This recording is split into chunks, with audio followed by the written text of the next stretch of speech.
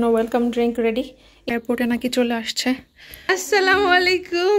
তো আমি কি কি করেছি সেটা আপনাদেরকে একটু দেখিয়ে দেই।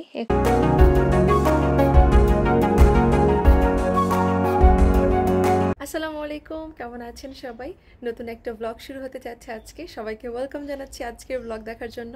আজকে সবাই বাংলাদেশ থেকে আসতেছে। হচ্ছে সকালে উঠে আমার যে সকালে রান্নাবান্না টুকটাক কাজকর্ম আছে সেগুলো শেষ করব, তারপর তারা আসলে তাদেরকে ওয়েলকাম করব। চলুন তাহলে আজকের ব্লগটা এখান থেকেই শুরু করা যাক।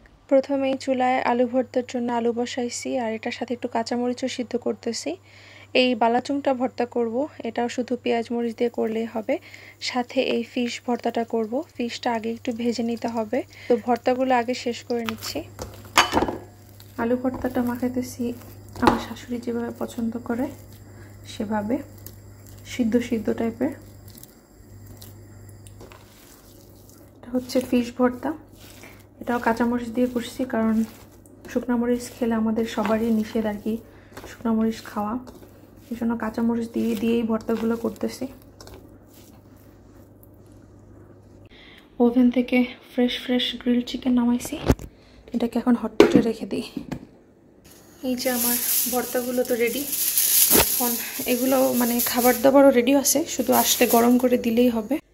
এখানে তাদের জন্য ওয়েলকাম ড্রিঙ্ক রেডি, একটু ফাঁকা রাখছি, এটাতে পর আমি আইস দিয়ে দিব যখন আসবে। তো এখন তারা এয়ারপোর্টে নাকি চলে আসছে, ওরা আনতে গেছে। তো আমার মেয়ে এখনও ওঠে নাই, এই জন্য ওকে আমি উঠাইতেছি না, ও এখানে ঘুমাক। তো তারা আসলে তো এমনিতেও ওকে কোলে নেবে এখান থেকে। আমি আমার টুকটাক কাজ আছে সেটা শেষ করি, তারপরে আসলে কথা হবে। এখানে সালাদ কেটে রাখছি, একটু বড় বড় পিস করে কাটছি, কারণ হচ্ছে গ্রিলের সাথে এরকম বড় বড় পিসের সালাদগুলাই বেশি মজা। ওই আমাদের একটা আঙ্কেল করে, তার কাছ থেকে এরকম শিখছি, তবে তার মতো এত মজা করতে পারি না, বাট অ্যাটলিস্ট কাছাকাছি তো যেতে পারবো। আর এদিকে হচ্ছে আমি একটু লেবু মরিচ পেঁয়াজ নিয়ে নিয়েছি, কারণ সালাদের সাথে এটাও ভালো যাবে, যেহেতু গ্রিল চিকেন করছি। তো এই তো আমার সব কিছু কিন্তু সালাদের মাধ্যমে শেষ হয়েছে আয়োজন। তারা এখনও পৌঁছায় নাই, তবে তারা এখন গাড়িতে আছে, তো আস্তে আস্তে মেবি 10 মিনিট লাগবে। আর সবাই এখন রওনা করছে এয়ারপোর্ট থেকে, জানালো। আমার মেয়ে উঠে গেছে, ওকে রেডি করি একটু, এর মধ্যে তারা চলে আসবে। এয়ারপোর্ট থেকে আসতে মাত্র 10 থেকে 15 মিনিট লাগে। হ্যাঁ রিম, রিমকেও রেডি করে দিচ্ছি এখন। রিম ওর দাদা দাদিকে 2.5 মাস পরে দেখার জন্য রেডি। রেডি মা? আরে রেডি? দাদা, দাদু আর ফুপিরা আসতেছে। কান্না করবা না, ঠিক আছে? কান্না করবা না, হ্যাঁ? ওকে।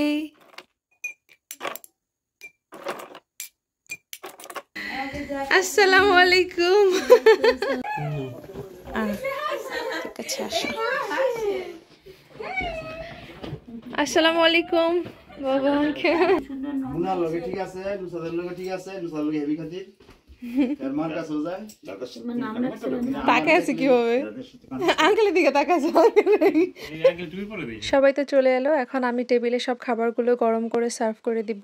তো আমি কি কি করেছি সেটা আপনাদেরকে একটু দেখিয়ে দিই। এখানে হচ্ছে আমি একটা অ্যারাবিক স্টাইলের রাইস করতে চাইছি, যেটা নাম হচ্ছে আলফাহাম রাইস।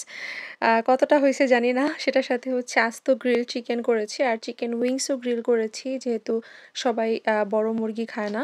সেই সাথে হচ্ছে ভর্তা তো আছেই, এখানে 5 রকমের ভর্তা করেছি, সহজগুলোই করেছি, মানে যেগুলো তাড়াতাড়ি হয়ে যায়। সেই সাথে ভুড়ি, তারপরে হচ্ছে খাসির মাংস, পাতলা ডাল, সাদা ভাত, সব কিছুই আছে। আর এখন সবাই একটু খেয়ে নিচ্ছে, খাওয়া দাওয়া করে তারপর যে যার মতো একটু রেস্ট নিলেই ভালো হবে। এদিকে খাওয়া দাওয়া শেষ হতে না হতেই মা হচ্ছে ব্যাগ থেকে সব কিছু বের করছে, কি কি নিয়ে আসছে। বললাম যে একটু রেস্ট করেন, তারপর এগুলো দেখা যাবে সময় নিয়ে, বাট না, সে তার নাতনির জন্য কি আনছে সেটা তো দেখতেই হবে। এই যে রূপার চুড়ি আর হচ্ছে নূপুর, এটা হচ্ছে আমার ছোট খালামণি দিয়েছে, যেটা আমার মেয়ের হচ্ছে ছোট দাদি হয় সে। ধন্যবাদ, অনেক অনেক ধন্যবাদ, অনেক সুন্দর হয়েছে। আর এটা হচ্ছে মা পরিয়ে দেখছিল যে ওর পায়ে হাতে এগুলো লাগে কিনা। নূপুরটা ছোট বড় করা যায় না, বাট তারপরও পারফেক্টভাবে লাগছে, এমনকি কিছুদিন পরেও পড়তে পারবে, মানে খুব সুন্দরভাবেই লাগছে। আর হচ্ছে চুড়ি তো ছোট বড় করা যায়, অনেক বড় হলেও পড়তে পারবে। আজকে শুধু এতটুকুই দেখাবো, বাকি সব কিছু অন্য ভিডিওতে শেয়ার করব, কারণ বাংলাদেশ থেকে অনেক কিছু নিয়ে আসছে, একটা ভিডিওতে শেয়ার করতে গেলে অনেক বেশি হয়ে যাবে। আমার মেয়ের জন্য তো কাপড় চোপড়ে পুরো ভরপুর করে ফেলছে। আর এই যে সুন্দর পায়েলটা দেখতে পাচ্ছেন, এটা আমার একটা খালাতো বোন দিয়েছে আমাকে, এই সাথে আমার ননদদেরকেও দিয়েছে। তা আমাদের তিনজনকে তিনটা খুবই সুন্দর হয়েছে। অনেক অনেক থ্যাঙ্কস এই সুন্দর পায়েলটার জন্য। আসবো? শাদি মুবারক।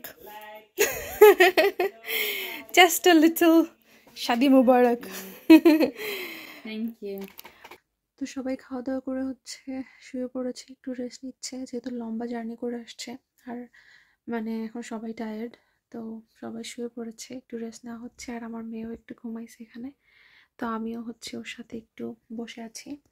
ঘুম আসতেছে না কেন জানি, জানি না, আমারও ঘুম হয়নি রাত্রে, বাট তারপরও খুব একটা ঘুম আসতেছে না, একটু শুয়ে থাকি। তারপরে হচ্ছে বাংলাদেশ থেকে যা যা আনছে সেগুলো বের করতে হবে, ফ্রেশ কিছু সবজি টবজি আনছে সেগুলো হচ্ছে গুছিয়ে রাখতে হবে। পরে আপনাদের সাথে ইনশাল্লাহ শেয়ার করবো কি কি আনা হয়েছে। এই যে আমার মেয়ে উল্টাবে এখন, ইয়ে তো এখন একা একা এরকম উল্টাতে পারে, উপর হতে পারে আর কি। আর অনেক সাবধানে থাকতে হয় আর কি সাথে সাথে।